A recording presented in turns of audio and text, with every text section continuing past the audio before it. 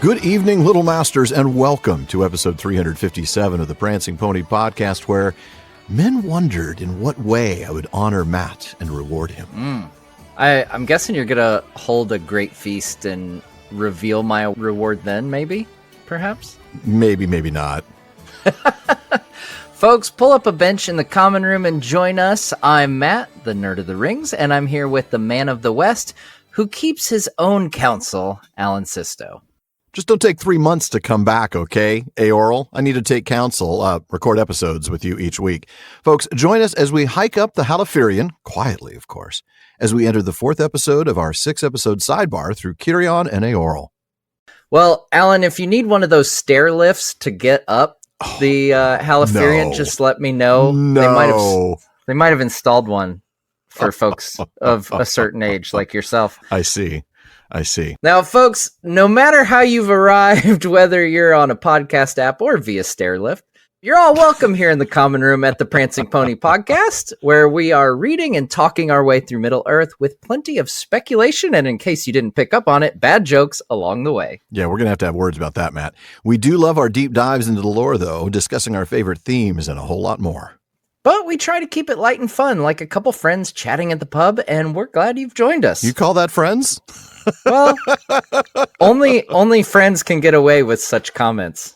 Friends are people who live 2,000 miles away when they're recording this, yes. All right, folks, I'm sure you're going to be glad you joined as well. But before we get to tonight's chapter discussion, it's time to take a close look at a new kingly gift.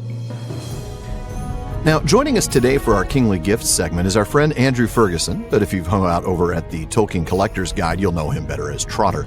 Andrew, welcome, and thank you for joining us today. Great to be here. I think we've got a very interesting item to talk about as well. It is always a pleasure to have you. Indeed, and we do have a very interesting item. Trotter, today we're talking about a very kingly gift in the form of the new limited edition of The Hobbit from the Folio Society. And I think the thing that took me by surprise, I knew that this thing would sell out. I had a good feeling it would sell out quickly, but it sold out in less than 10 minutes. Yeah. Were you as surprised as I was? I think it was about 13 minutes. And yes, I was, actually. I didn't think it would sell out that quickly. The Lord of the Rings, the equivalent edition, sold out in 34 hours. Wow. So this is a lot quicker. Yeah. But the interest in The Hobbit, I think it goes to show that there's still more interest in The Hobbit than there is in some other Tolkien's books. Just in how quick it was that it sold out. That's fair. And the other thing about it as well is that people knew what they were getting this time as well, because they'd already seen what the Lord of the Rings was going to look like. That's true. So I think people had a good idea. And this matches very well with the other books, with the other editions. Yeah. I like your answer. I find that it's a lot less skeptical than mine, which suggests that many people bought it because they saw the incredible acceleration of secondhand prices of the Lord of the Rings copies and thought, I'm going to get me a piece of that pie. But I think some people did do that as well. Yeah. Yes. Yeah. I can't blame them. I mean, it's how it works. That's it's unfortunate, but yeah, there were listings on eBay almost immediately afterwards. There were actually some before.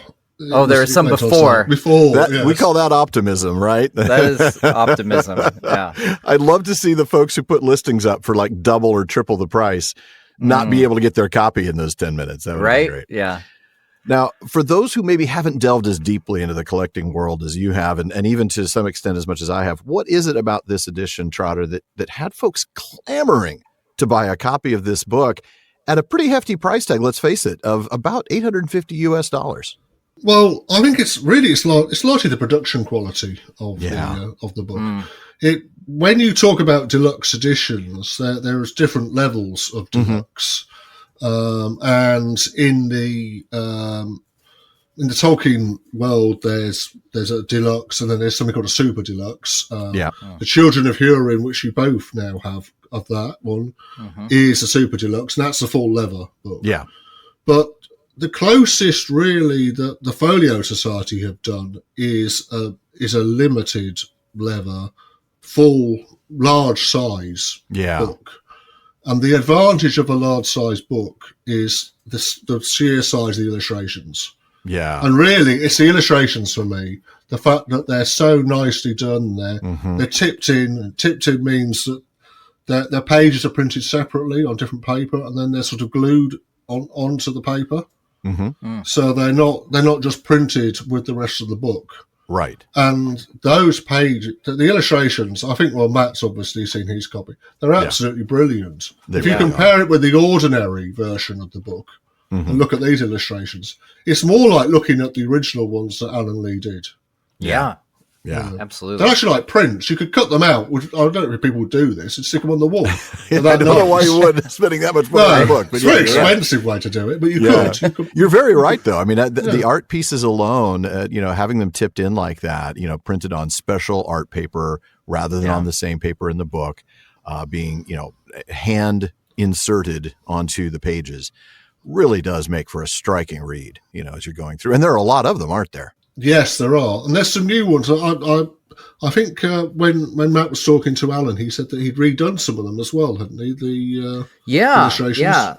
So there's a couple in particular that he talked to me about that he had redone. One was when Bilbo meets Gollum, and so if you compare that to the previous illustrated editions, that one's different, totally redone. And another one is of the company kind of going out into the wilderness. And he told this great story when I talked to him.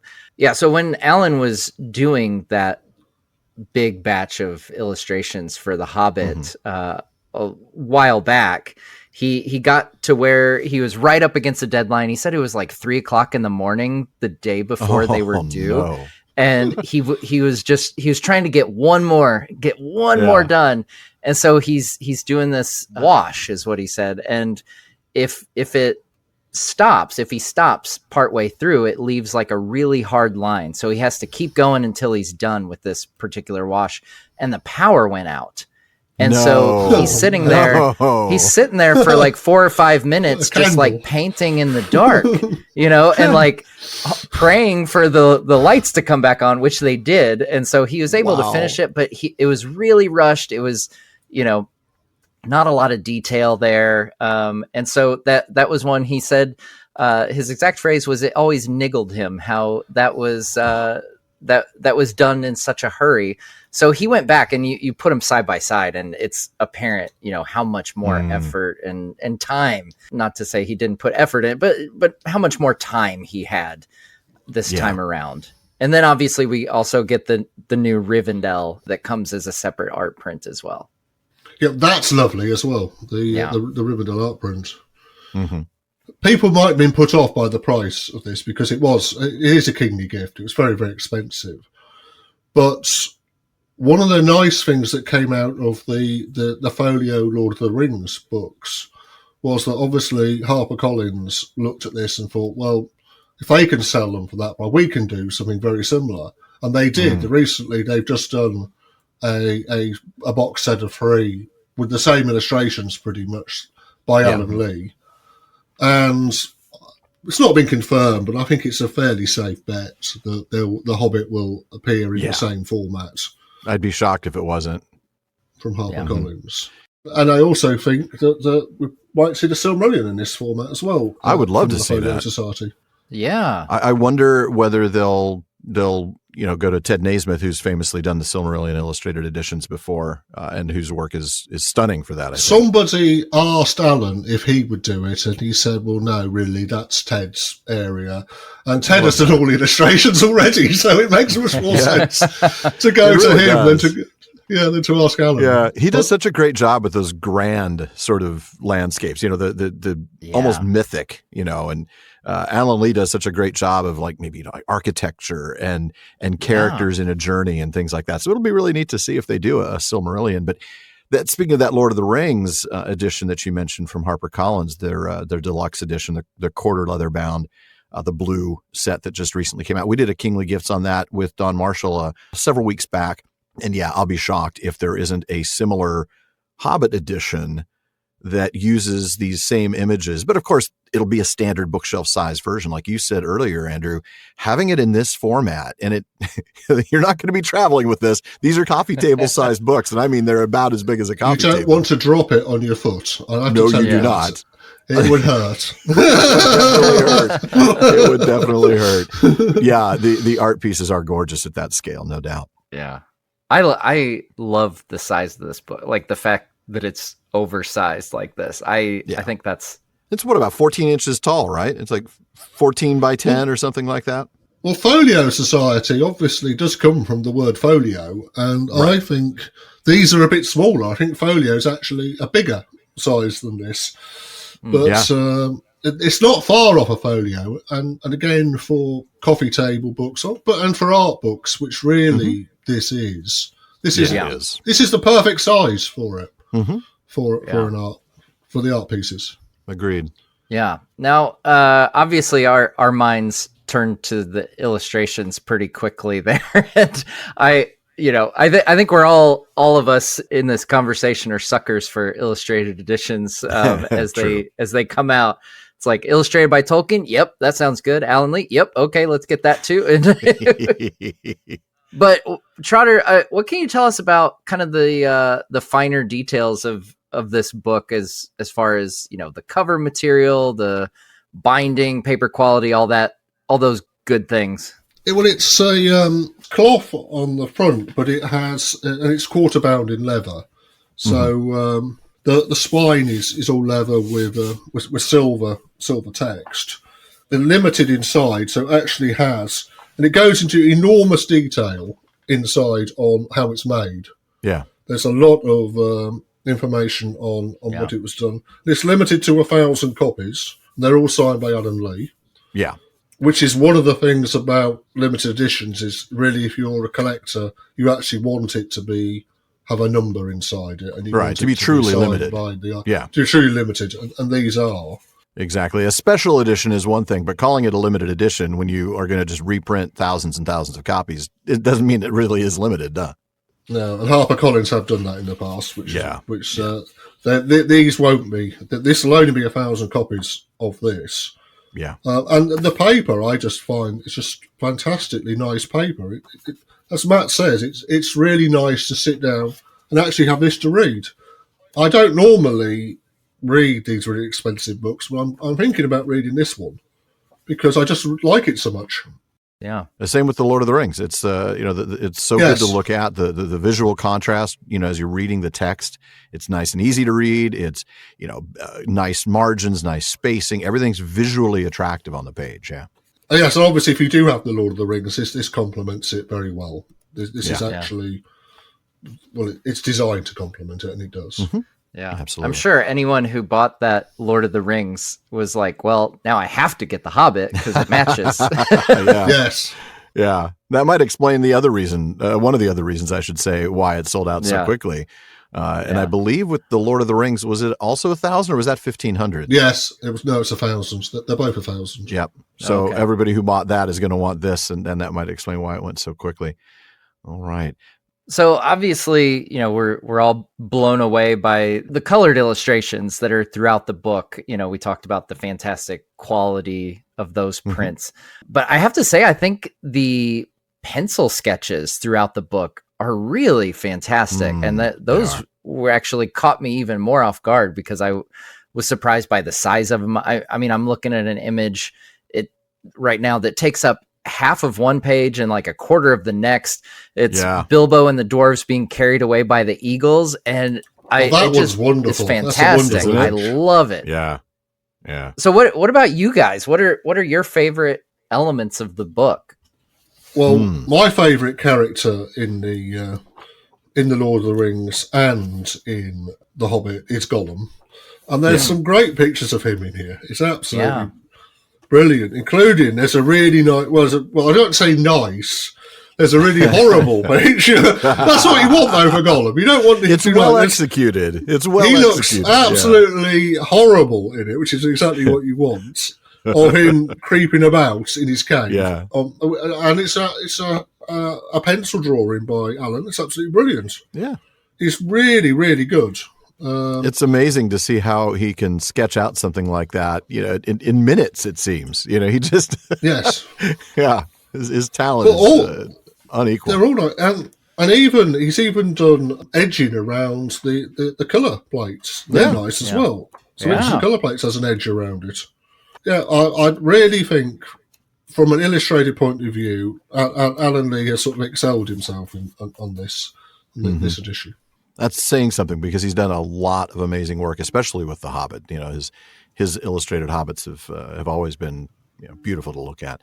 Now, before we let you go, Trotter, I want to ask not just specifically about this book, especially because now it's going to be hard to find anyway, but what advice would you give to new collectors out there? What kind of things should they be on the lookout for, or maybe on the lookout to avoid? Just kind of general collector's advice. Well, I think at the moment, obviously collecting Tolkien, it can be quite an expensive hobby because Tolkien's so popular. But on the other hand, though, there are some areas of Tolkien that you can collect. And the two that I would suggest at the moment really is possibly to look at paperbacks. You can get a really, really nice paperback collection of Tolkien, and fairly complete as well, without having to spend vast amounts of money on it. And the other one is also to look at illustrations. Well, I'm going to be talking about this, but other illustrators, not just the main three. And in particular, non-English editions, because some of the illustrators in those are absolutely brilliant. Yeah. So they're the two areas I think if you're a new Tolkien collector, they're the two areas I'd look at. It's illustrators and, say, paperbacks to get a really nice collection. Excellent advice. There are some really beautiful paperbacks out there, no doubt about it.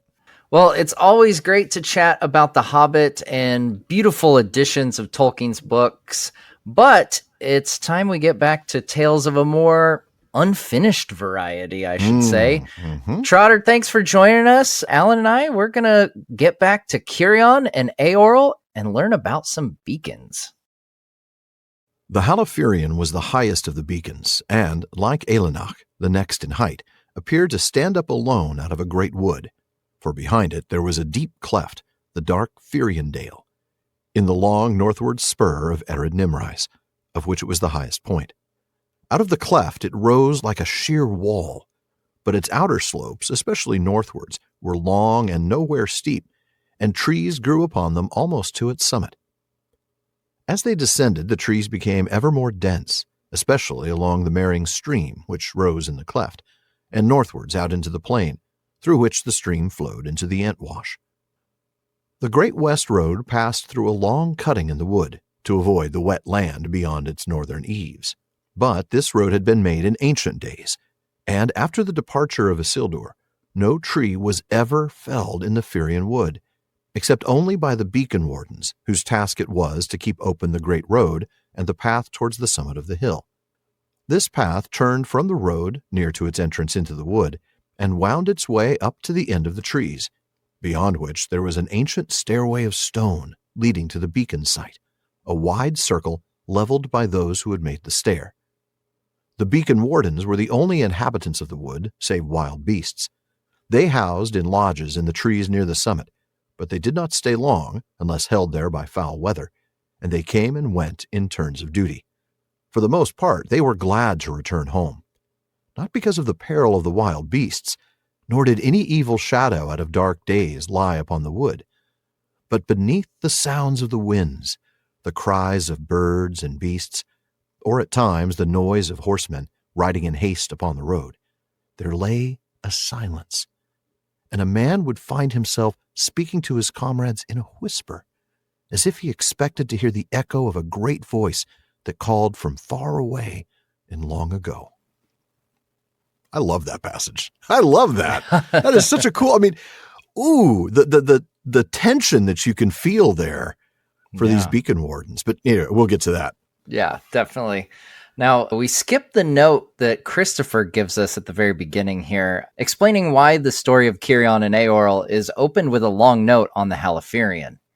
At least he gives us this right up front. Remember, a few episodes back, we were like, what's the story of Ondaher, Ardamir, and Faramir doing in the Chronicle of Cirion and Right. Eorl. How is that related? Oh, yeah. Now you tell us. Great. Yeah. Yeah. Now we jump right in and discover that the Halifirien, which is the westernmost of the beacons of Gondor on the north side of the White Mountains, is the highest of the beacons. Now, I think it might help us a bit geography-wise, sort of a map digression, I suppose. It's not a map episode, to remind ourselves of the beacons and where Halifirien is in the White Mountains. Yeah, we get a bit of a description from Gandalf in The Lord of the Rings as he points out the beacons to Pippin during their high-speed ride to Minas Tirith, saying, "The beacons of Gondor are alight, calling for aid. War is kindled. See, there is the fire on Amandine, and the flame of Elenok, and there they go speeding west, Nardol, Erelas, Minrimon, Kalinad, and the Halifirien on the borders of Rohan." So that is the order as you go west from Minas Tirith towards Rohan. But let's take a brief look at the others on the way. In a much later footnote here in this story, and we'll get to the footnote in a couple of more weeks, we read that the first beacon as you leave Minas Tirith, Amandine, the Silent Hill, was perhaps the oldest, with the original function of a fortified outpost of Minas Tirith, from which its beacon could be seen. The next one west is Elenok. It's also mentioned in that same footnote, footnote 51, if you want to check it out early. It is identified as probably an alien name, not Sindarin, Númenórean, or common speech. It was the highest point of the Druidan forest, and it could be seen far to the west, and its function in the days of the beacons was to transmit the warning of Amandine. Exactly. Then we get to Nardol, or Fire Hilltop, and it's described as on the end of a high ridge, originally part of the Druidan forest, but long deprived of trees by masons and quarriers who came up the Stonewain Valley. Nardol was manned by a guard who also protected the quarries. It was well stored with fuel, and at need, a great blaze could be lit, visible on a clear night, even as far as the last beacon, Halifirien, some 120 miles to the westward. So that also gives you an idea of distance and scale. Yeah. Next up is Erelas. And for that, we have to look to the index here in Unfinished Tales, where we read that the name is Sindarin in style, but has no meaning in the language and is probably a pre-Númenórean name.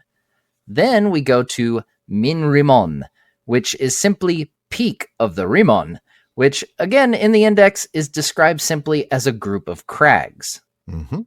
Next up is Kalinad. The index says that the name probably meant green space, with reference to the flat, turf-covered crown of the hill. Now, we'll cover even more about these beacon hills, especially the word nerdery in the P5 for this episode. Finally, of course, we get to Halifirien, and with that, we'll come back to the text that we read. It's the tallest and like the second beacon, Elenok. That's the one in the Druidan forest, by the way. It looks like it's standing on its own in the middle of a forest. And that's basically because, it's kind of standing on its own in the middle of a forest. I mean, it looks like that because it is. Basically, there's a spur of the mountains running to the north, right? The White Mountains are primarily an east-west range.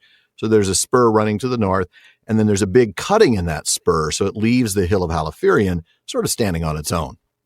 Yeah. While the slope to the mountainside is steep, the slopes going down to the north are not, and it's covered with trees nearly to the top. But this forest, the Firian Wood, surrounds the Mering Stream on both the west and east sides as it flows from the mountains down toward the Entwash. Right.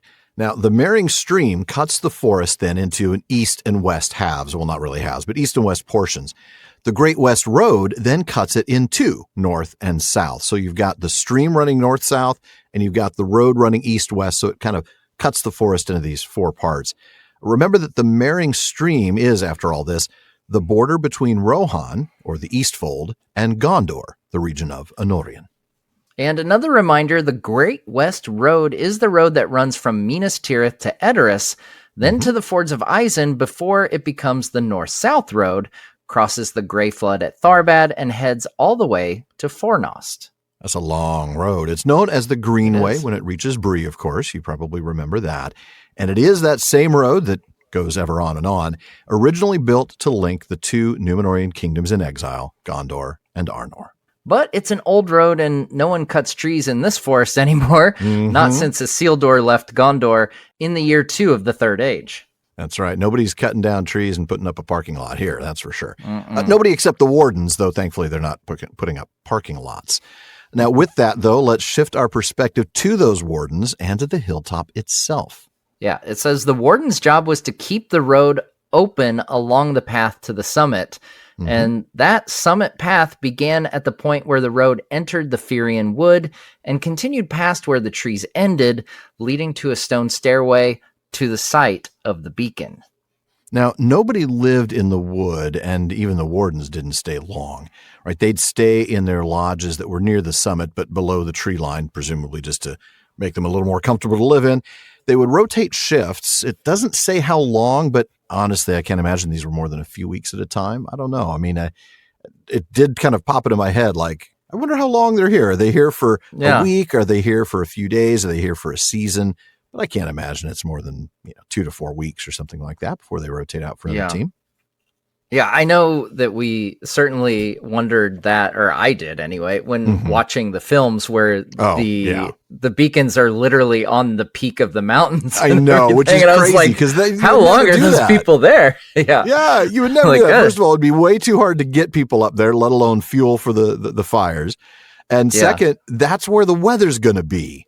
It's you real can't bad, have them so high up that they're going to be, covered by clouds. You've got to have them further down on the foothills so that the messages can be transmitted. But, it's all right because the Howard Shore score was so good. I didn't even. It looks so cool though. Yeah. On the snow-capped mountains and the flames popping up. Yeah. Like it's one of those cinema things where you just go with it because it looks cool. Exactly. It's so iconic. Yeah. But yeah, I always kind of wonder, like, what if old Gerald keels over and then nobody's there to light the beacon, Well, that's why you have teams, right? I mean, it sounds like the wardens that were there were plural all the time, right? There was never just one guy. Yeah. No, not one 80-year-old guy that's been there, stationed there for 60 time years. To go light the fire. Oh no! 2 weeks from retirement. Now, interestingly, it wasn't the danger of the wild animals that made them happy to be able to leave. No. There was an eerie silence that lay under all the other sounds they might hear, and that's such a great Tolkienian way of describing this. I know, isn't it? I mean, that whole last part of the sentence, the last part of the reading, I should say, is all one very long sentence, that it wasn't because of the peril, it wasn't because of evil shadow. Beneath the sound of the winds, the cries of birds and beasts, or at times the noise of horsemen. I mean, and it just keeps going, and it's so rich, and it builds this beautiful tension. I can sort of imagine that, the idea of this sort of almost oppressive silence. So much so that you feel like you have to whisper to the people you're with. Like, hey, we need to go set that beacon on fire. Yeah. Do you hear that oppressive silence? Well, no, that's the point. I specifically do not hear the oppressive silence. But I like that the silence is specifically, and this is weird, like these people are hearing the silence and they speak as though they're expecting to hear the echo of a great voice from some time far in the past. Fantastic, right? I mean, it's so building up to what we find in terms of the story of this place. And folks, if you have not read this before, and unlike The Lord of the Rings, I'm going to expect that some of you have not read these stories. So we're trying not to spoil this for you. But it is right now building up to a really neat reveal about what's going on at the top of Halifirien. And we will get to that eventually, but we do have to get to an ad break first.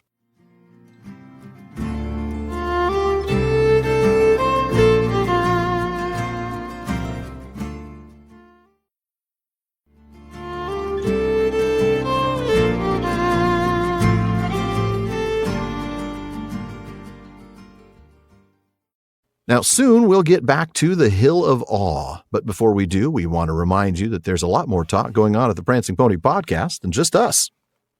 The PPP has an amazing listener community. They're always coming up with great questions and discussions across all our social media spaces. Check out our common room on Facebook, our dedicated subreddit, Twitter, and more. Now on Facebook, just look for the Prancing Pony podcast. Follow the page to get the news and episode drops, but you're going to want to join the group for some really, really great discussions. Or if you prefer Reddit, find us there at r/PrancingPonyPod. On Twitter and Instagram, we're simply at PrancingPonyPod. And of course, folks, come on, if you want daily Tolkien content, please check out today's Tolkien Times on YouTube and all your favorite podcast apps. It's a short format daily show that I put together. It's got everything from Tolkien Tuesday to Third Age Thursdays. Be sure to check it out at youtube.com/@TolkienTimes and follow @TolkienTimes on all your social media. Well, Matt, I don't think we find out in this next passage exactly why the Halifirien is so special, but we do find out that it really is. So if you'll take that next reading. The name Halifirien meant in the language of the Rohirrim, Holy Mountain. Before their coming, it was known in Sindarin as Amon Anwar, Hill of Awwwww. For what reason was not known in Gondor, except only, as later appeared, to the ruling king or steward. For the few men who ever ventured to leave the road and wander under the trees, the wood itself seemed reason enough. In the common speech, it was called the Whispering Wood. In the great days of Gondor, no beacon was built on the hill, while the Palantiri still maintained communication between Osgiliath and the three towers of the realm without need of messages or signals. In later days, little aid could be expected from the north, as the people of Calenarthon declined. Nor was armed force sent thither, as Minas Tirith became more and more hard put to it to hold the line of the Anduin and guard its southern coast. In Anorion, many people still dwelt and had the task of guarding the northern approaches, either out of Calenarthon or across the Anduin at Caer Andros.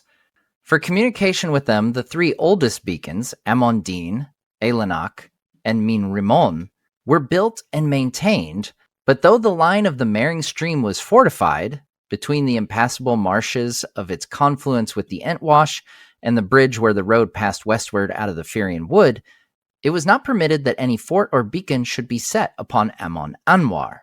And we're going to find out a little bit more about why that is as we keep going. But let's go back to the beginning of that passage. As to the peak itself, we learned the meaning of its name in Rohirric, Halifirien. Sure. Halifirien means holy mountain in Rohirric, or perhaps I should say Old English. Yeah, that's about right. Christopher explains in a footnote that it's a modern spelling of the Anglo-Saxon word Halifirien. Now, that's not the only modernized spelling of an Old English word. Firien Wood is a modernized spelling of Firien Wudu, similarly for Firien Dale as well. But, and this is actually a really important point, this chronicle is referencing the present-day name of the mountain. But at the time of this story, Cirion and Eorl, Rohan isn't here yet. So yeah. They haven't named the mountain Holy Mountain. That's correct. I mean, prior to their arrival, which is still to come in our story, the hill was known in Sindarin as Amon Anwar, which means Hill of Awe, which is very different from Amon Kittens, which is Hill of Awe. Anyway. Yeah. Sorry. I mean, Hill of Awe. It's just one of those things. I had to throw something in there. I'm sorry. Yeah. Amon, you know, from many other places, right? Amon Hen, Amon Amarth, and so on. Anwar, on the other hand, is only identified here, so we'll just have to take Tolkien's word for it. Yeah. And in The Nature of Middle-earth, we read that it had an even older name in Sindarin, Fanarthen, North Beacon. That's right. Now, why was it called the Hill of Awe? Well, you have to wait to find that out. The text here doesn't tell us. It just says that the reason was only known to the king or ruling steward. Now, of course, we know, but we're not going to tell you just yet because we're going to find that out next week. That's right. Just know that for the wardens and any other men who happened to wander through, the reason it was called this was evident just from the weird silence in the forest, the Whispering Wood, we're told. Yep, that's right. Now, we also learned that the beacon on Halifirien, or on Amon Anwar, as the case may be, was not originally part of the beacon network. Get your breaking news on GBN, Gondor Beacon Network. Because, you see, when the Palantiri were working, you had full communication between Osgiliath and the three satellite stones in Minas Ithil, now Minas Morgul, Minas Anor, now Minas Tirith, and Orthanc.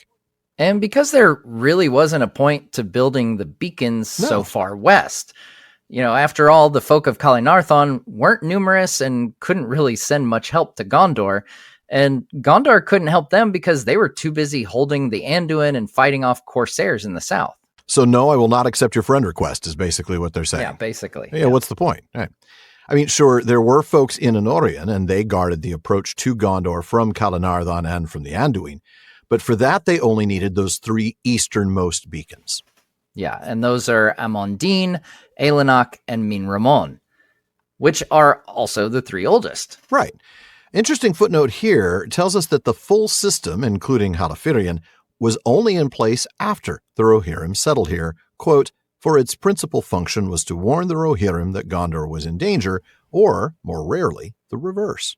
Finally, back then, the line of the Mering Stream was defended. Putting a defensive structure or even a beacon on Amon Anwar was not permitted, and we'll see why eventually. I know we keep teasing that. Yeah. Next episode. Yeah, we're really teasing. We've got to come through big time on this next episode. Well, Alan, I think we will. Yeah. Yeah. But for now, let's come through big time in this next reading. Well, the problem with that, Matt, is that I have to read this. And so coming through big time. That's our best shot at coming is through. It? Okay. Yeah, if you say so, I'm not sure. All right. When the war was over, men wondered in what way the steward would honor Eorl and reward him, and expected that a great feast would be held in Minas Tirith at which this would be revealed. But Cirion was a man who kept his own counsel. As the diminished army of Gondor made its way south, he was accompanied by Eorl and an Eored of the Riders of the North. When they came to the Mering Stream, Cirion turned to Eorl and said to men's wonder, "Farewell now, Eorl, son of Léod. I will return to my home, where much needs to be set in order.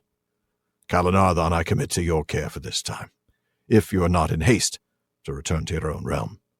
In 3 months' time I will meet you here again, and then we will take counsel together." "I will come," Eorl answered, and so they parted. As soon as Cirion came to Minas Tirith, he summoned some of his most trusted servants. "Go now to the Whispering Wood," he said. "There you must reopen the ancient path to Amon Anwar. It is long overgrown, but the entrance is still marked by a standing stone beside the road, at that point where the northern region of the wood closes in upon it. The path turns this way and that, but at each turn there is a standing stone. Following these, you will come at length to the end of the trees, and find a stone stair that leads on upwards. I charge you to go no further. Do this work as swiftly as you may, and then return to me. Fell no trees, only clear a way by which a few men on foot can easily pass upwards. Leave the entrance by the road still shrouded, so that none that use the road may be tempted to use the path before I come there myself. Tell no one whither you go or what you have done. If any ask, say only that the Lord Steward wishes for a place to be made ready for his meeting with the Lord of the Riders." Now, in the short paragraph we skipped, we come back to the current time of the story with Cirion as steward, and it's the story we just wrapped up last week, the attack of the Balcoth, the ride of Eorl, and the rescue of Gondor at the field of Celebrant. Mm-hmm. And with the battle completed and the Balcoth and the orcs defeated, the question on everyone's mind is, how will Cirion reward Eorl? Yeah, it's not whether Cirion will reward Eorl. I mean, everybody knows that Eorl deserves a reward of some sort for coming to their rescue. A pizza party at the least. Exactly, a big party. If nothing else, he's got to get a party. And I love that there's speculation that Cirion would make a big announcement at this, at a party, right, at a big feast in Minas Tirith. But the text then says that he's a man who kept his own counsel.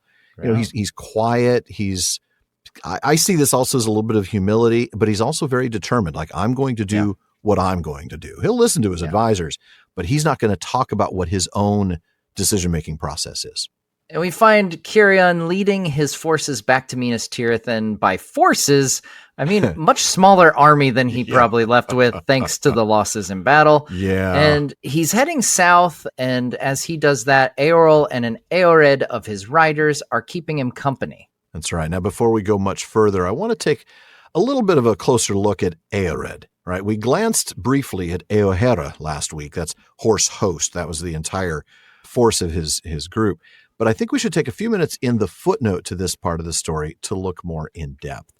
Now, Christopher Tolkien explains that according to a note on the ordering of the Rohirrim, the Eored had no precisely fixed number, but in Rohan it was only applied to riders fully trained for war, men serving for a term, or in some cases permanently, in the king's host. So maybe no precisely fixed number, but it wasn't just anybody called up to fight. It was fully trained riders, whether they were serving for a period of time or permanently. Yeah, and as to the size of an Eored, Christopher continues, any considerable body of such men riding as a unit in exercise or on service was called an Eored.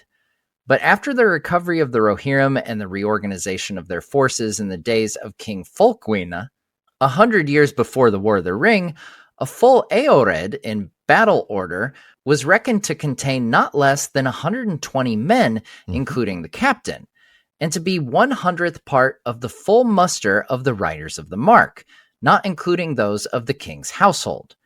But that's in the days of King Folkwyna, long from now. That's true. And in fact, that same footnote tells us about the size of an Eored, that the Eored spotted by the three hunters was a proper Eored, originally containing 120 riders. If you remember, Legolas counted them, saying, "There are 105. Yellow is their hair, and bright are their spears." And then he saw that there were 3 empty saddles. Later, Éomer tells Aragorn, 15 of my men I lost, and 12 horses, alas. So, yep, a perfect 120. But that idea that an Eored was 1% of the full muster, that 12,000 men would ride forth, was a nice idea, but just that, the note explains. No such host, of course, had ever ridden altogether to war beyond the mark. 12,000 men. I mean, I'm already picturing 120 guys on horseback, including the captain, and that's an Eored, and that's a terrifying force. But to imagine that there's 100 Eoreds, that's a lot. That is a lot. Now, how big is this Eored? Truth is, we don't know, right? I mean, that precisely fixed number of 120 doesn't come into play until the time of King Folkwyna. So we just know that it's a considerable body, but it is no precisely fixed number. It does consist, though, of fully trained riders.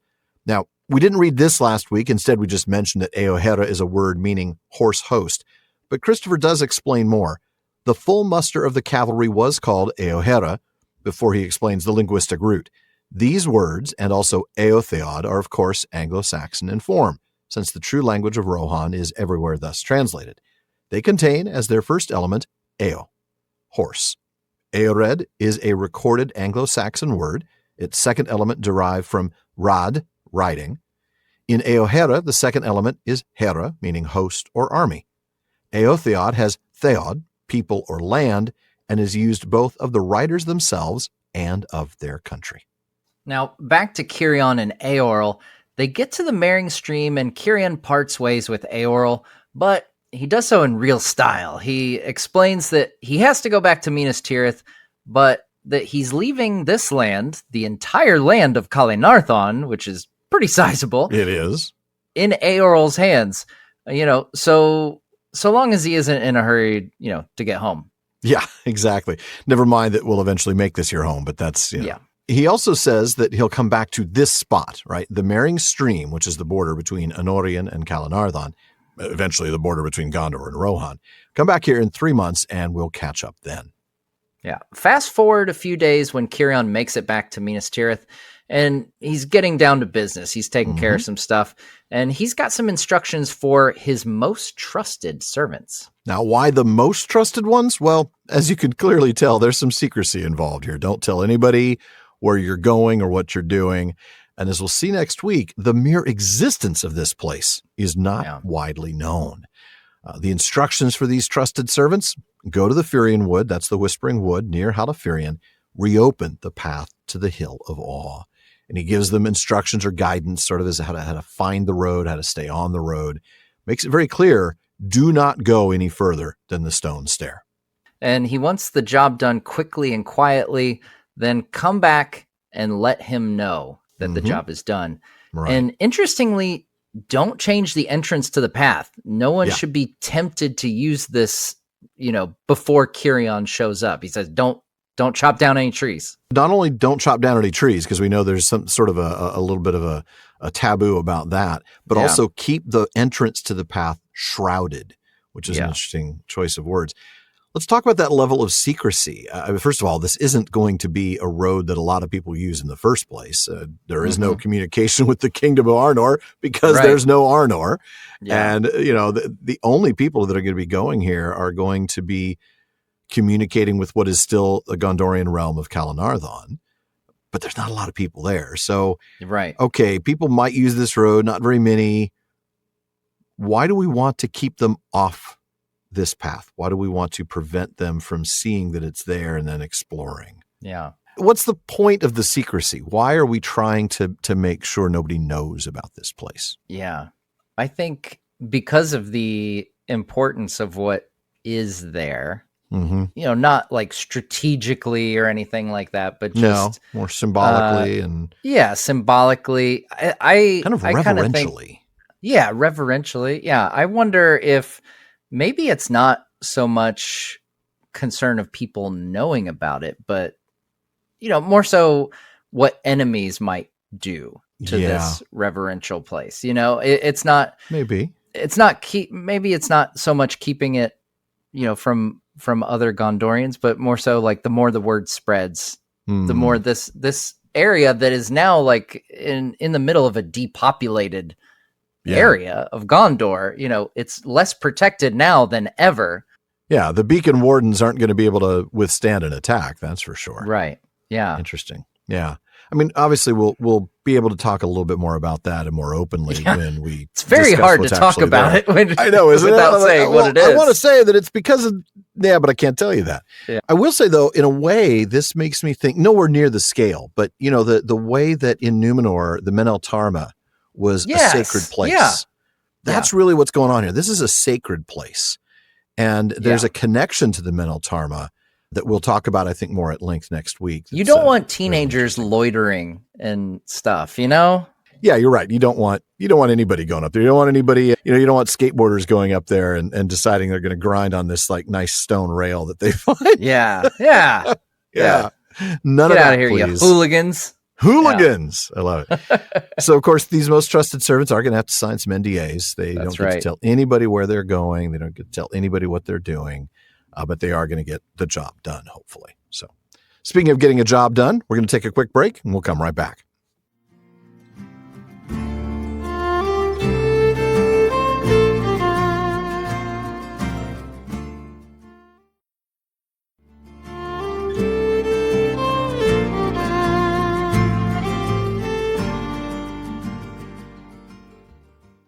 Folks, if you are enjoying the PPP, please consider supporting the show by joining the Fellowship of the Podcast. That's what gives me the time and the resources that I need to work on making the show better every season, to just pour all my time into it. When you join, you get the best Discord community around. That includes live episode recordings. It includes hangouts every month.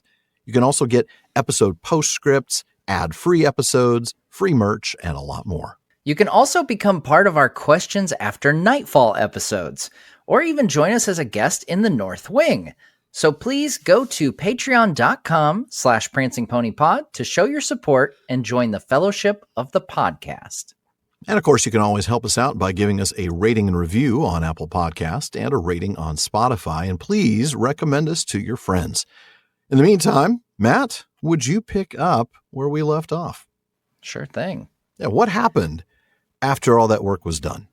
In due time, Cirion set out with Halas, his son, and the lord of Dol Amroth, and 2 others of his council, and he met Eorl at the crossing of the Mering Stream. With Eorl were 3 of his chief captains. "Let us go now to the place that I have prepared," said Cirion. Then they left a guard of riders at the bridge and turned back into the tree-shadowed road, and came to the Standing Stone. There they left their horses and another strong guard of soldiers of Gondor, and Cirion, standing by the stone, turned to his companions and said, "I will go now to the Hill of Awwwww. Follow me if you will. With me shall come an esquire, and another with Eorl to bear our arms. All others shall go unarmed as witnesses of our words and deeds in that high place. The path has been made ready. though none have used it since I came here with my father." Then Cirion led Eorl into the trees, and others followed in order. And after they had passed the first of the inner stones, their voices were stilled, and they walked warily, as if unwilling to make any sound. So they came at last to the upper slopes of the hill, and passed through a belt of white birches, and saw the stone stair going up to the summit. After the shadow of the wood, the sun seemed hot and bright, for it was the month of Urime. Yet the crown of the hill was green, as if the year were still in Lotese. At the foot of the stair there was a small shelf or cove made in the hillside with low turf banks. There the company sat for a while, until Cirion rose, and from his esquire took the white wand of office, and the white mantle of the stewards of Gondor. Then, standing on the first step of the stair, he broke the silence, saying in a low but clear voice, "I will now declare what I have resolved, with the authority of the stewards of the kings, to offer to Eorl, son of Leod, lord of the Éothéod, in recognition of the valor of his people and of the help beyond hope that he brought to Gondor in time of dire need. To Eorl I will give in free gift all the great land of Calenarthon from Anduin to Eisen. There, if he will, he shall be king, and his heirs after him. And his people shall dwell in freedom while the authority of the stewards endures, until the great king returns. No bond shall be laid upon them other than their own laws and will, save in this only. They shall live in perpetual friendship with Gondor, and its enemies shall be their enemies, while both realms endure. But the same bond shall be laid also on the people of Gondor." I love that. I absolutely love that. That is so beyond anything anybody would have expected, but we'll get to the gift itself. Let's go back to the beginning of that passage. So Cirion goes with a small but clearly very high-ranking delegation to return 3 months later to meet with Eorl. His son, the next steward, that's Halas. He's a young man of 30 at this time. He won't be inheriting the stewardship for another 57 years. He also goes along with the unnamed Lord of Dol Amroth. Now, he is the 8th Lord of Dol Amroth since Galador, who was the prince from 2076 to 2129. They remain unnamed until we get to the 19th, and that's Aglahad, Imrahil's great-grandfather. So we don't have a clue as to who this guy actually is. Yeah, and we see that with them are 2 other members of the Council of Gondor that we don't know who they are. And they meet up with Eorl, who also has a small retinue of his high-ranking captains. That's right, and they also have other people with them, other soldiers, as we'll see. Cirion leads them to the place that I have prepared, and by I have prepared, I mean my most trusted servants carrying out my orders in total secrecy. Yeah, I like how he takes credit for that. Exactly, yeah, the place I have prepared. Yeah. The place I said, go prepare this for me so that I can say I have prepared it. And they leave a few of Eorl's riders to stand guard at the bridge. So clearly, like I said, they did bring more than just these high-ranking delegations. Yeah, then when they reach the standing stone that marks the entrance to the road, they leave some of Cirion's men there. I love that. Yeah. I love how they each left their men at these places to guard. Yeah. Again, the odds of anything happening, any attack coming, slim to none. Yeah. But they're not going to be coming up to the top of the hill either, so let's put them to work. Now, Cirion explains where they're going and gives a hint of the importance of this place. Just a little bit. This Hill of Awe, I mean, the name alone should suggest to you that there's something important, would not be known to the Éothéod as such. So now Eorl's got to be wondering, why is it called the Hill of Awe? Yeah. And he instructs that each of them can have an esquire to carry their weapons, but the rest need to come up the hill as unarmed witnesses.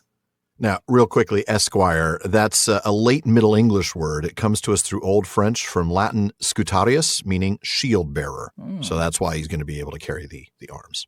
Now, they'll be witnesses to what we say and do in the high place. Mm-hmm. And he also explains that this is a special thing. No one has been here since he came here with his father, Boromir. That's right. Cirion was 29 years old when his father Boromir became steward in 2477, so it was likely around that time. And if so, it's been 33 years since anybody has come up here. No wonder it was overgrown and, Yeah. you know. And it couldn't have been much less than, let's say, I think 27 or 28 years, because Boromir didn't have a very long time as steward. Right. Remember, he died from that wound that he received. Yeah. Then we find that Cirion, he leads the way up the path, and they walk in silence and they walk carefully. Eventually, they near the top of Amon Anwar and pass through a last grove of birch trees before seeing the stone steps that lead to the very top. I want to see this place. Like, there's so many places in Middle Earth that I want to see, but this is one in particular. I just feel like this would be such well, again, though, when you visit it, right? Yeah. If you visit it before Rohan comes, like right now, fantastic. Yeah. If you visit it later after some things happen that we'll read about next episode, well, yeah. Anyway, not so much. Maybe a little less dramatic. Yeah. Now, we're told that the sun seemed hot because it's the month of Urme. Well, that is the 8th month of the year in the King's Reckoning, and it's roughly equivalent to July 24th to August 22nd. So yeah it's the middle of summer. It is hot up here, especially once you get out from the trees. But the top of the hill, interestingly, even though it is really hot and the sun's blaring, is green as though it's springtime. Lotese is the 5th month, and that roughly corresponds to April 22nd to May 21st. So yeah, like spring. There we go. And they stop at the foot of the stairs where there's a little cove in the hillside. Mm-hmm. And Cirion gets up, takes the rod of his stewardship and the mantle, thus signaling what he's about to do is being done in his official capacity as steward of the Kingdom of Gondor. That's right. Now, even though this entire group has been completely silent since they left the road all the way up that mountain path with the standing stones, twisting their way up the slope, he finally speaks, and the text says quietly but clearly. And whatever you thought he'd do for Eorl, he's doing a lot more than that. This is not just a pizza party, folks. No. This is... got some big doings. With lemonade? Wow, that's generous, you know? Oh, no way. He's giving us cards to use for the video games. At the arcade, there we go. There we go. You can tell both of us have sons who are of the age where you're like have parties at Chuck E. Cheese or Dave & Buster's or any of those places. So obviously Cirion has decided this before, and now he's stating it out loud for the first time, right? I am now going to declare what I have decided. And as the steward and in that authority, he is going to offer something to Eorl. Yeah. What does he offer? Yeah. In free gift, he offers all the land of Calinarthon from the Anduin in the east to the Eisen in the west. Man. And it's a big chunk of land, guys. Yeah, it is. Yeah. Riverfront property there. Eorl is offered the authority to be king of this realm and to establish a kingship of his heirs.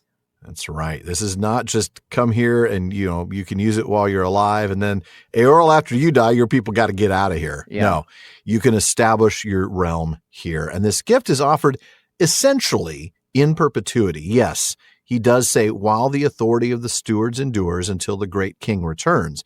But remember, it's already been 460 years since the last king, and the stewards have no intention of ever recognizing an heir of Isildur. Yeah. In fact, the footnote to this passage makes it quite clear. This line about until the great king returns is always said in every decision they make.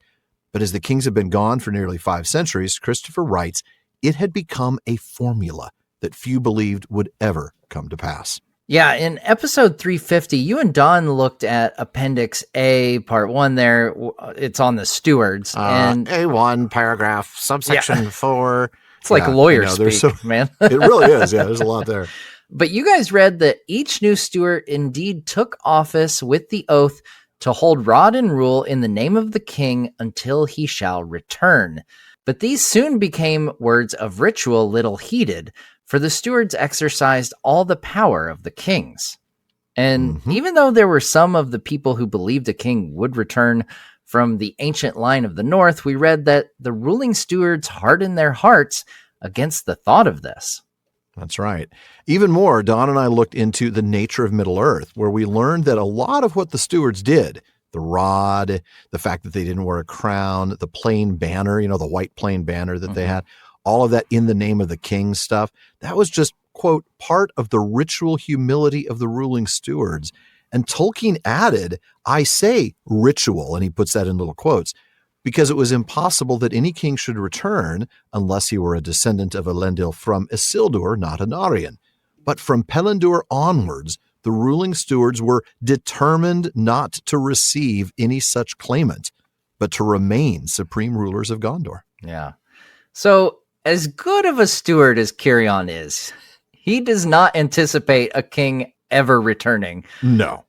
But since he can only claim the authority of the stewardship, his limitation has to apply. That's right. And it's why just 4 episodes ago, when we read about King Éomer, the first king of Rohan from the third line, we read from a later footnote in this story about how King Elessar returned and renewed the bond in that same place with the king of the Rohirrim, Éomer the 18th, descended from Eorl, because the gift given by Cirion would need to be confirmed by a king now that a king has returned. Yeah, and I just love that part. Yeah. It's so cool. What a little touch that is, isn't it? And that they return to the same spot too. Yes. Even though it doesn't have, as we'll discuss next episode, it doesn't have the exact same significance anymore. True. But it has the significance of this is where this happened. So we're it has that historical significance, right? I mean, it doesn't have that sort of reverence that we'll talk about or get to the reason for, but it definitely has this history there. And I believe that quote about how King Elessar returned and renewed the bond is speaking specifically about the oath that we'll get to next week. Yeah. And how that kind of oath had not been heard since the time of Elendil. Yeah. And so for Aragorn to repeat that and to take the name of the one in the oath is huge. Yeah. As we'll get to. We'll get to that as well. Well, next week's going to be great with the oaths. Oh.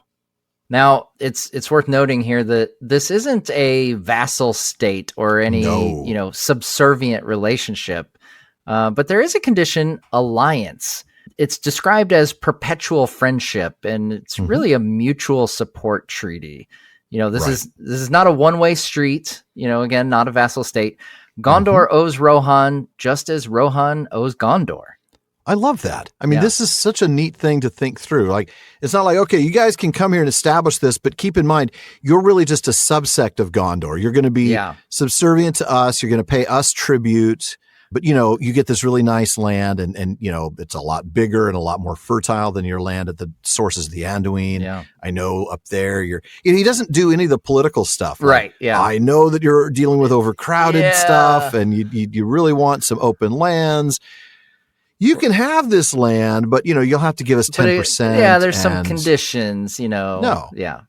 And I love that he puts it on Gondor as well. He's like, he said okay, you guys are in perpetual friendship, you come aid us. Our enemies are your enemies, but guess what? Your enemies are our enemies. Yeah, right? The same bond is laid on Gondor. He's doing a commitment from the Gondor side as well. This is an equal partnership kind of thing. It really is neat to see. I love it. And the fact that it goes on for so long is just really, really neat to see the history between these two peoples. Yeah, right up to Theoden fulfilling the Oath of Eorl. That's what he's doing. But let's so good. Continue on with the reading here, Alan. What do you say? Take it away. All right. I really love this moment. I mean, it's second only to the oaths, which we'll get to next week. But then Eorl stood up, but remained for some time silent, for he was amazed by the great generosity of the gift and the noble terms in which it had been offered. And he saw the wisdom of Cirion, both on his own behalf as ruler of Gondor, seeking to protect what remained of his realm, and as a friend of the Éothéod, of whose needs he was aware. For they were now grown to a people too numerous for their land in the north, and longed to return south to their former home. But they were restrained by the fear of Dol Guldur. But in Calenardon they would have room beyond hope, and yet be far from the shadows of Mirkwood. Yet beyond wisdom and policy, both Cirion and Eorl were moved at that time by the great friendship that bound their peoples together, and by the love that was between them as true men. On the part of Cirion, the love was that of a wise father, old in the cares of the world, for a son in the strength and hope of his youth. While in Cirion, Eorl saw the highest and noblest man of the world that he knew, and the wisest, on whom sat the majesty of the kings of men of long ago. At last, when Eorl had swiftly passed all these things through his thought, he spoke, saying, Lord Steward of the great king, the gift that you offer I accept for myself and for my people. It far exceeds any reward that our deeds could have earned, if they had not themselves been a free gift of friendship. But now I will seal that friendship with an oath that shall not be forgotten. Then let us go now to the high place, said Cirion, and before these witnesses take such oaths as seem fitting. We're hyping it up, folks. We are, man. Next week. Next week. Yeah.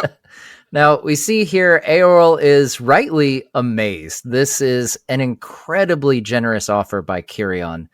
You know, he's also politically astute, and Eorl isn't so naive as to not see that. I know. I love that. I mean, he's passing all these things through his thought, the text tells us. He realizes, look, Cirion is trying to protect what's left of Gondor. I mean, it's been 650 years since the defeat of Narmakil II by the Wain Riders.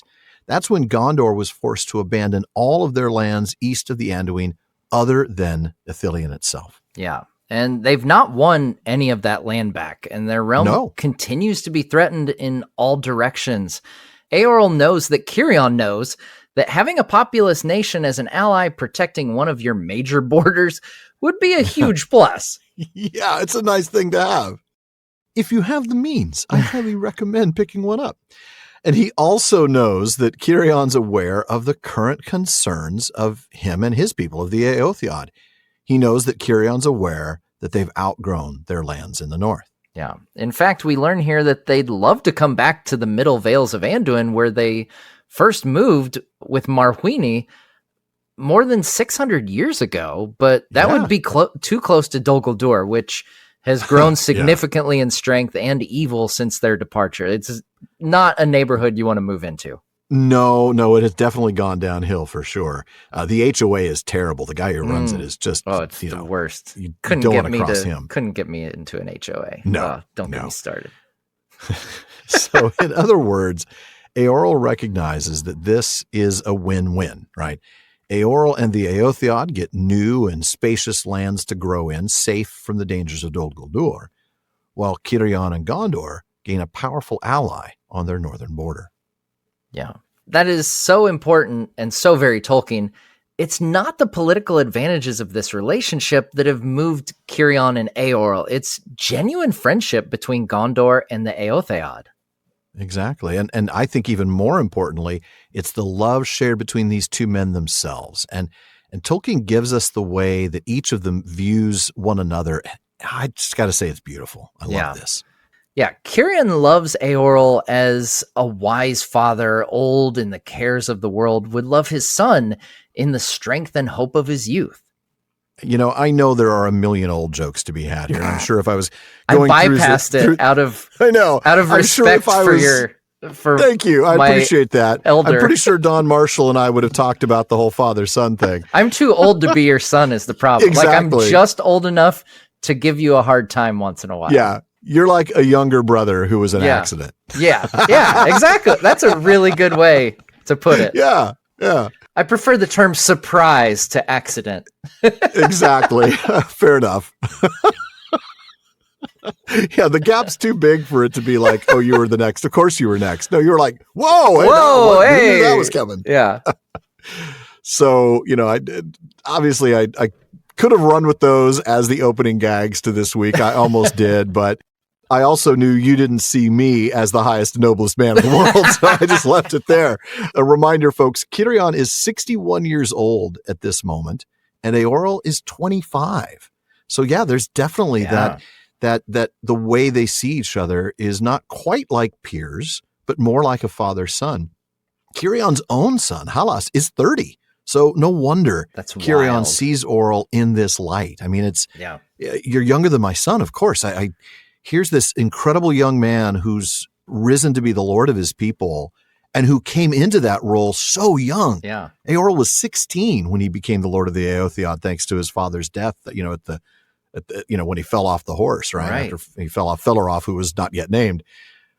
And that that relationship, there's just an admiration that Cirion has for this young man, but also a love like, hey, I've been around a while, I've been around the block, and I see in you, what was it? Strength and hope, which is just a great combination of traits. And not to mention, this young guy who's, like you said, he's been king for 9 years and he's 25 years old.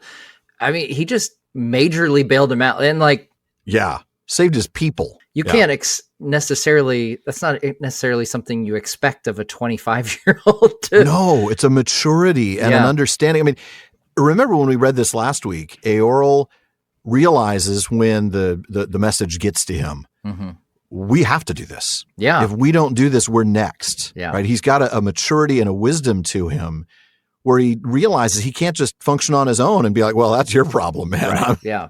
Too bad, so sad. Right. I really admire the way this relationship is drawn up. I also tend to think that Halas is not seeing any sort of, I get the feeling that Halas, Cirion's own son, isn't jealous here. It's not like, we don't have like a Denethor Thorongil situation. Yeah. Yeah. I mean, because of course Halas ends up, absolutely living up to his father's commitment. And as we'll see, I think next week or the week after, it's Halas himself who ends up coming up with the names Rohan and Rohirrim and all of this, which are pretty great names. They really are. I love those names. So, this young man who I'm sure Cirion admires his own son as well, because he's going to be wise. He's going to be, noble guy, but he sees Eorl as this incredible opportunity, this potential, already developed as a 25-year-old young man. Eorl, on the other hand, looks at Cirion and sees, I love the way the text says, the highest and noblest man of the world. I mean, he just looks up to Cirion because here he is, right? Now switching perspectives. Eorl's been Lord for 9 years, but he knows he's still young. Yeah. He looks at Cirion and sees this guy who's been the steward for a while of a kingdom that's been around for ages. Yeah. And he's sees this leader. He's high, he's noble, and he's wise, and he's majestic. What a set of adjectives. Yeah. You can imagine the allure and the grandiose nature of the Númenóreans, shines through with Cirion and Gondor. And, by comparison, it's like the backwater horse people, with their 25-year-old king. It's like, it's a little different, I mean, I'm sure Eorl knows, look, we're good people, but we are the middlemen. We are not the high men. And there's an admiration. They're good old country folk, man. Yeah. Yeah. I mean, there'd be history between them, of course. We know it's not, because the Éothéod have come to their help before. Absolutely. And even before when they were the Northmen, we talked about the Northmen that were involved in the army that helped defeat the Witch King. Yep. Exactly. And how word came back and the Éothéod's okay, well, now it's safe to move. Yeah. There's going to be stories and songs among the people of the Éothéod about these high men of Númenor and the Númenorian realms in exile. Yeah. So it's no wonder, but wow, I really love the way Tolkien described this. I also feel like this may be another example of the kind of love that we see between men in Tolkien, right? Yeah. I think, this sort of fraternal, or in this case, more paternal love. It's a little different than the character of the relationship. It has some different dimensions to it than, say, Aragorn and Éomer or Aragorn and Faramir, even though the age gap is bigger. Right. Oh, that's wild. Aragorn's so flippin' old. That's a really great point. I hadn't thought about the age difference there, too. Oh, that's funny. Yeah, Aragorn's significantly older than Cirion, and Éomer is only slightly older than Eorl at this point. Yeah. But it's similar in that nature. Yeah. Yeah. I love those brotherly friendships, especially Aragorn and Éomer. Just theirs is really neat. The two of them ruling their kingdom side by side and, riding to war together and stuff. Yeah. Often it's really neat. Often Éomer fulfilled the oath of Eorl. It's great stuff. I feel like there's got to be something in Tolkien, in his own personal life. I mean, I think back to obviously the friendships that he would have developed with the men in his life, certainly the Inklings, or, his fellow soldiers in World War I, tragically, most of whom died. Yeah.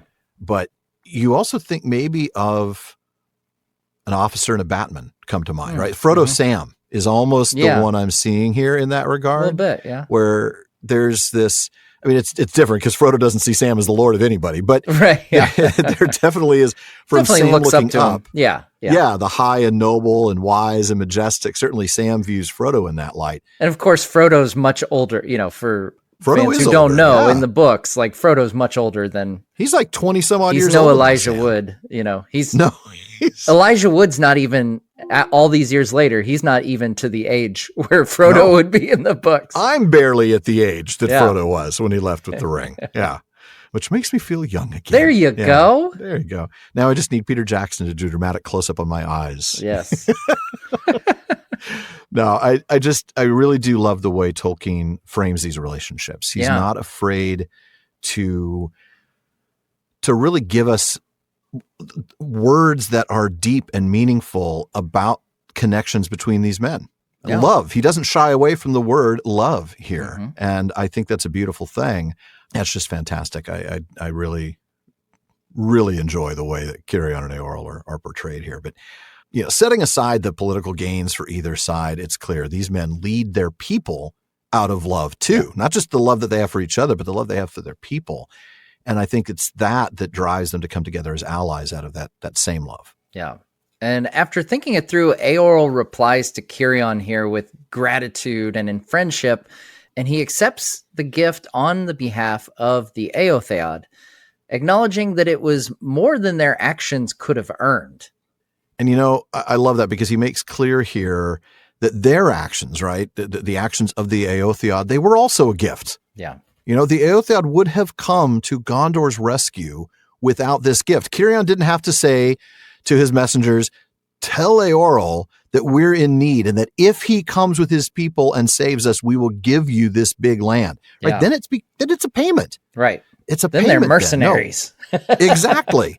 And so instead, the Éothéod, led by Eorl, this lord who has a love for Cirion, comes without a promise, comes without payment. Mm-hmm. Comes as a gift. I come unconditionally to save and rescue Cirion and the people of Gondor. Yeah. And Cirion is now saying, I give virtually unconditionally the land of Calanarthon, right? Yeah. I mean, the only condition is a mutual alliance, but it's a mutual. It's a promise for each other. It's a covenant, not a one-way deal. Right. Yeah. And it's really, really beautiful. Yeah. I love it. I love when, we see, and it's a great thing about so many Tolkien characters. They do the right thing because it's the right thing. Yes. For no other reason. 1,000 times yes. Yeah.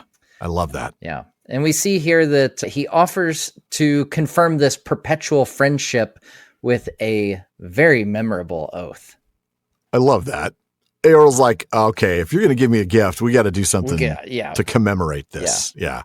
And Cirion, of course, agrees, and we will get to see those oaths as seem fitting next week. Though I'm just going to tell you right now, I'm so bummed we don't get Eorl's oath in any written form. We just get that he said this great oath. Yeah. You're like, I want to know the oath. It's like, Tolkien's like, hey, this oath, it was fantastic. Great. Fantastic. Totally fitting. Best oath you've ever heard. What did he say? It's not important. It's real good. Let alone give it to us in Old English, which is what I would have wanted to hear. Yeah. Especially because we do get to see Cirion's oath, which I'm excited to read next week because it's Quenya, and I just like to find any excuse I can to read Quenya. That's right. Lord Steward of the Great Mailbag, the gift that you offer I accept for myself and for my people. Your questions far exceed any reward that our podcast could have earned. Matt, what does Marleman have for us tonight? Well, since we've been talking about the horse people so much here recently, with the Éothéod and the Rohirrim, I thought it would be a good time to answer a horse question. So Anne from Minnesota asks, did Shadowfax sail into the West with Gandalf at the end of the Third Age? It appears he was there at the Grey Havens, but the text doesn't specify if he got on the boat.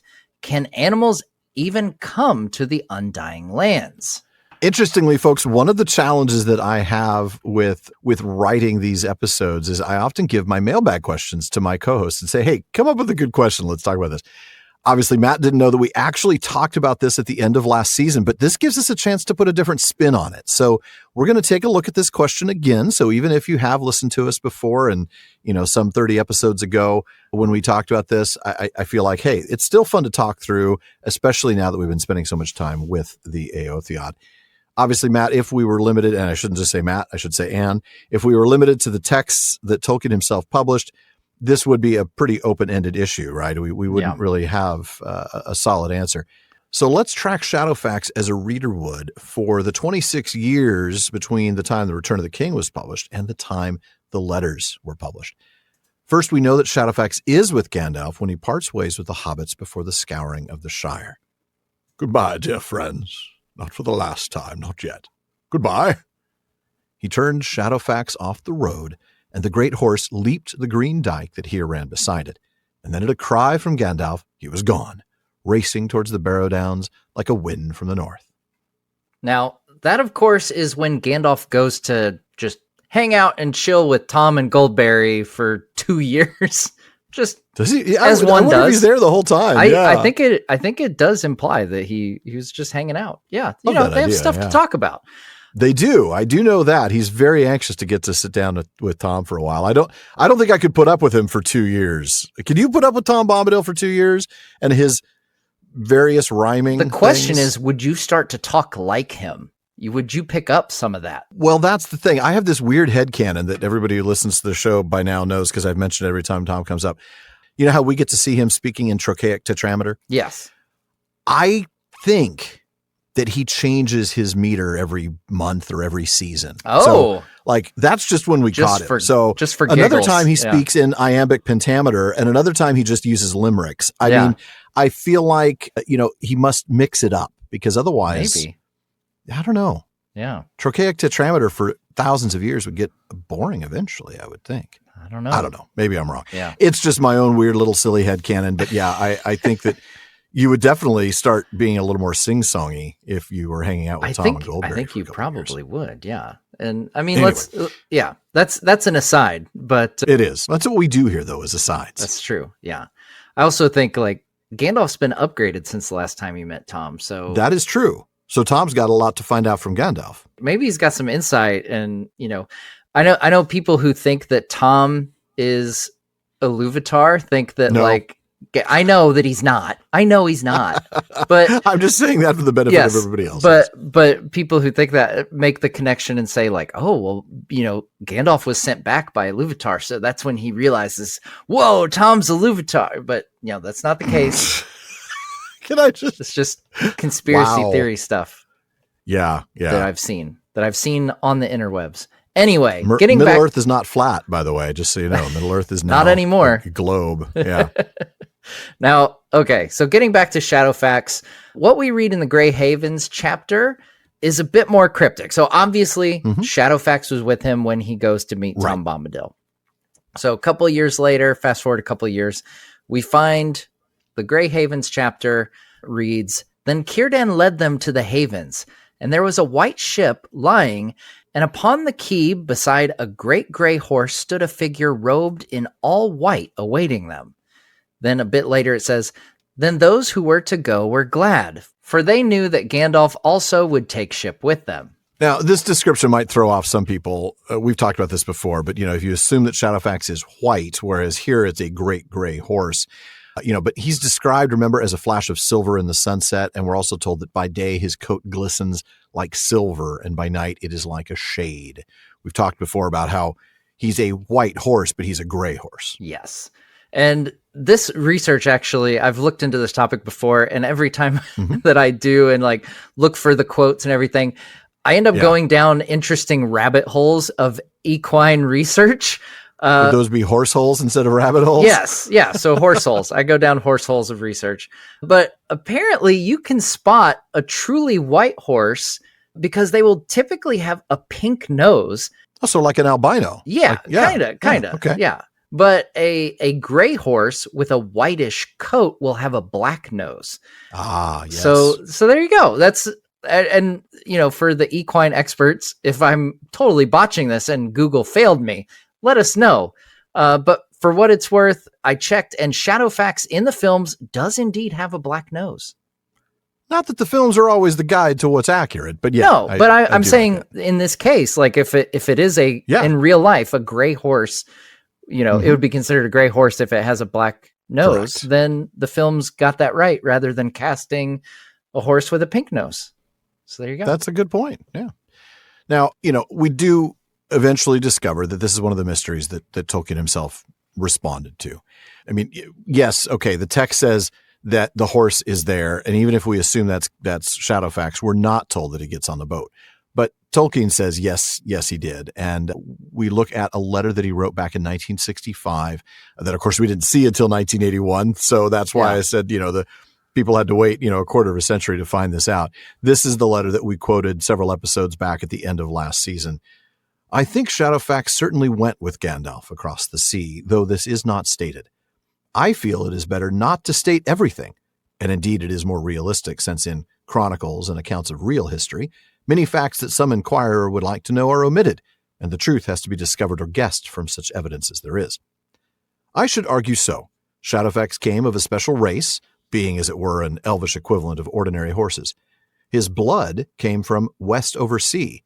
It would not be unfitting for him to go west. Gandalf was not dying or going by a special grace to the western land before passing on beyond the circles of the world. He was going home, being plainly one of the immortals, an angelic emissary of the angelic governors, the Valar of the earth. He would take or could take what he loved. Gandalf was last seen riding Shadowfax, and that is when he references the quote that you had us read earlier, the one where Gandalf was heading off to visit Tom and Goldberry. He must have ridden to the Havens, and it is inconceivable that he would have ridden any beast but Shadowfax. So Shadowfax must have been there. Sure enough, we see that, this horse was there. Yeah. A chronicler winding up a long tale, and for the moment moved principally by the sorrow of those left behind, himself among them, I love that, might omit mention of the horse, but had the great horse also shared in the grief of sundering, he could hardly have been forgotten. I love that. That's so great. If Shadowfax had been left behind, we would have been told about his sorrow. Yes. Yeah. And Sam would have written it in the Red Book if Shadowfax whinnied and cried as Gandalf sailed off into the sunset. Gosh. Can you imagine? That's like, it would, for us as readers, take away a little bit if we also had the grieving of the horse, but that would be very sad. But I would be very sad about Shadowfax being grieved at being parted from Gandalf. He definitely belongs back in Valinor. Remember the Miras are said to have descended from Nahar, one of Orome's horses. And so therefore it's like him going home. Yeah. I love that. And I also love that it's inconceivable that Gandalf would be riding any other horse, Yeah.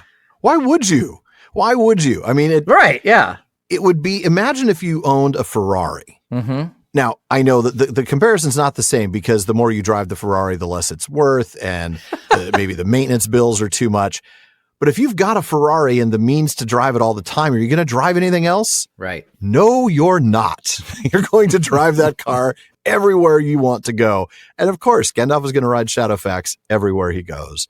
He doesn't have a slow horse for around town that gets better mileage. Right. No, he's got Shadowfax, so he takes Shadowfax. Yeah. Yeah. But I love looking at this. As you said, this is a topic we've covered, that you've covered before here on the show. Uh-huh. But I do always enjoy looking at answers like this that come in the letters or in the history of Middle Earth, and think if Christopher hadn't gone through all of those papers of his father, we would have no idea. Like, we would be debating this to this very day, whether Shadowfax got on the boat, and we'd have no definitive answer.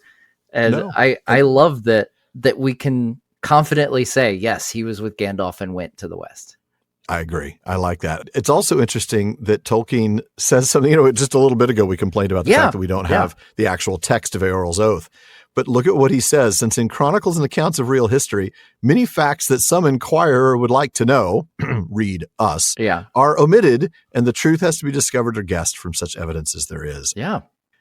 It's the textual ruins idea. We've talked at length about this concept of things that he puts in the story that he doesn't flesh out. Right. And he doesn't flesh them out on purpose. Yeah.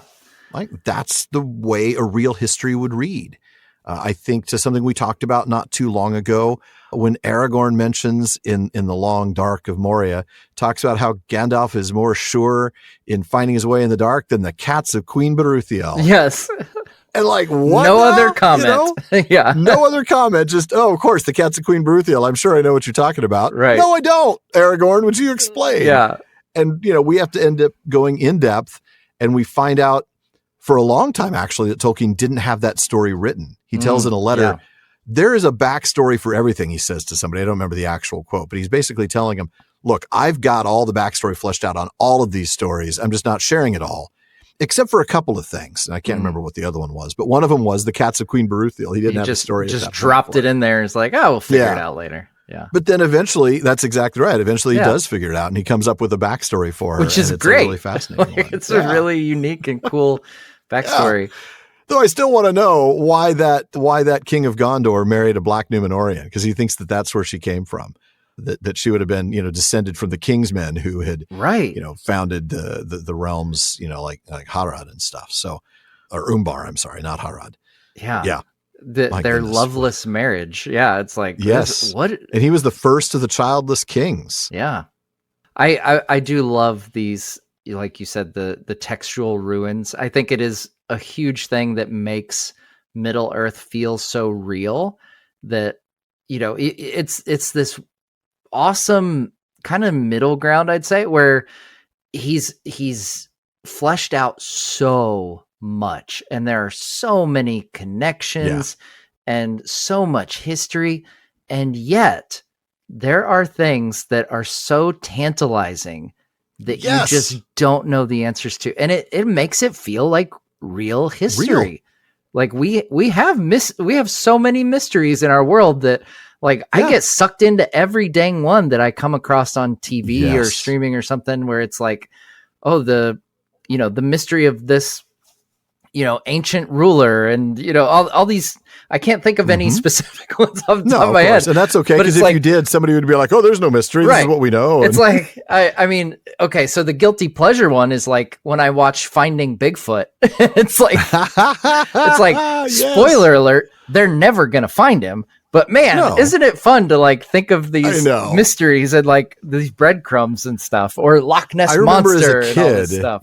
You're too young to have remembered this, but when I was a kid, I used to watch a show called In Search Of, and it was hosted by Leonard Nimoy, the guy who played Spock on Star Trek. Who sang the Ballad of Bilbo Baggins? Yes, sang the Ballad of Bilbo Baggins famously. So we've actually been able to connect him to Tolkien. Yeah, and it was the same kind of thing where you spend an hour talking about the Bermuda Triangle or Bigfoot or Loch Ness or, all these mysteries. And it's just so intriguing. And Tolkien's like, that's how history works, man. Yeah. So I leave stories sort of untold because you have to discover or guess the truth from the evidence that's there. Yeah. And I just find that so realistic. And again, that comes back to his whole idea. This isn't about giving you every detail and having you suspend disbelief. It's about creating a world that is believable based on what's here, right? Yeah. It's about secondary belief. It's about belief in this secondary world. It's the inner consistency of reality. And that's what we're talking about here, is the inner consistency of reality. It feels like a real history. Speaking of history, this episode is history, folks. That wraps it up for another episode of the Prancing Pony podcast. But please be sure to come back next week when oaths are offered and a surprise is found atop the Halifirien as we continue the story of Cirion and Eorl. I really can't wait. This is such a great moment, and we've teed it up enough that, like, I know you guys. I hope that the surprise doesn't let you down. I don't think it will, because it's really, really cool. And I really hope it's genuinely a surprise to some of you. I hope that some of you are like, you know what? I'm going to stick with this show and listen as we go through the appendices and unfinished tales. And that, just if that's the case, wait a week and join with us as we explore. Well, Alan and I want to thank the members of Team PPP, editor Jordan Rannells, Barlaman Becca Davis, social media manager Casey Hilsey, event and Patreon community coordinator Katie McKenna, graphic artist Megan Collins, and website guru Phil Dean. And please take a minute to check out theprancingponypodcast.com. That's where you're going to find show notes, outtakes, Prancing Pony ponderings, and our online storefront where you can get PPP merch that includes all the great episode artwork. that Megan's been doing for the PPP over the last 2.5 seasons. You'll also want to visit our library page. The Prancing Pony Podcast is, after all, a podcast about the books. So if you're interested in a book we've mentioned on the show, you'll find a link for it in our library. We do get a small amount of compensation when you make your purchase, and we thank you for that. Indeed. And we also want to thank our patrons at the Círdan's contribution tier. I'll start with DeMay in Alaska, Chad in Texas, Lance in New Jersey, Paul in Colorado, Joseph in Michigan, Kathy from North Carolina, Carlos in California, Brian in the UK, Jerry from Washington, Joe in Washington, Erwin from the Netherlands, Ben in Minnesota, Anthony in Texas, June in Ireland, Zaksu in Illinois, Sarah in New Jersey, Joshua in Massachusetts, Lucy in Texas, Keith in Alabama, and Erica in Texas. There's also Carson in Oklahoma, Vivian in California, James in Massachusetts, Ann in Kentucky, Sean in New Jersey, Mason in California, Maureen from Massachusetts, Olivia in London, Robert in Arizona, Nick in Wisconsin, Lewis in South Carolina, Thomas in Germany, Craig in California, Bailey in Texas, Kevin in Massachusetts, Julie in Washington, Bruce in California, Joe in Maryland, Nathan in Arizona, and Kevin in Pennsylvania. Thank you all so very much for your support. Indeed, thank you. Make sure you don't miss any episodes of the Prancing Pony Podcast. Subscribe now through Spotify, Apple Podcasts, Amazon Music, or your favorite podcast app. And one last thing as always, don't forget to send your thoughts, comments, and most of all, your oaths that shall not be forgotten to Barliman at theprancingponypodcast.com. And if you want your voice or your oath literally heard, well, just send us audio of your question. Visit podinbox.com/prancingponypod and record your question for us. Be sure to still email the question to Barliman, though. Please do. Now, even though Barliman's been a lot more reliable lately, there's still a lot of mail to sort through. We'll try to get to you just as soon as we're able. As always, though, this has been far too short a time to spend among such excellent and admirable listeners. But until next time. This is the end. We are going. We are leaving now. Goodbye.